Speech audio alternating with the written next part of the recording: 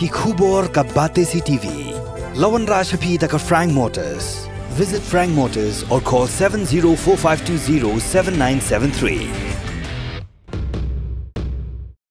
MIT University of Meghalaya.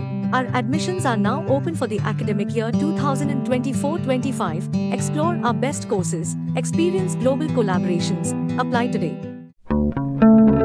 Step into paradise at Mausen Telang Nongwar, your sustainable escape into nature's heart.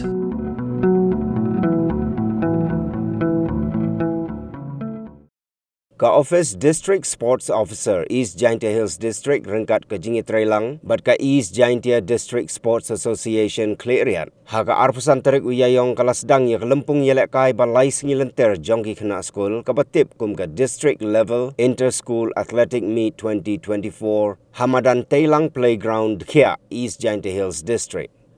Yagani ke Jingi yelek kai lawan ban play daka Additional Deputy Commissioner ka Kong JU Kharpuri MCS East Jaintia Hills District ha ka Jing Donlang ka District Sports Officer East Jaintia Hills District ka Kong Stephanie M Rapsang kidkot nongkit kam ka EJDSA kumjo kinongkit kam ka WJDSA ki principal bat nonghikai nagiskol prepare ka district.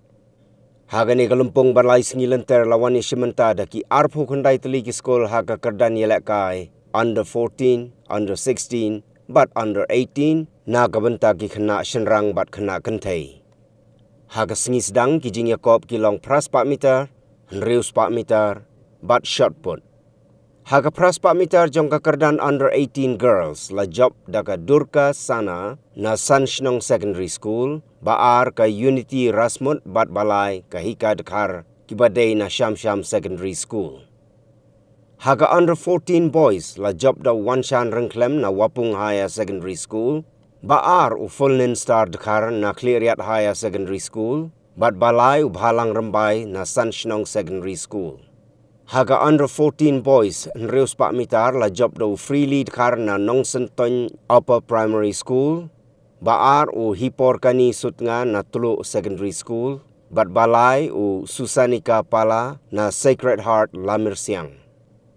Haga under 18 girls shot put la job da ka Kenkor Lang Rembai na Rembai Government Secondary School, baar ka Banisha Nong Tudu na Bendi Hati Secondary School, bat balai ka Samarid Khar na Sham Secondary School.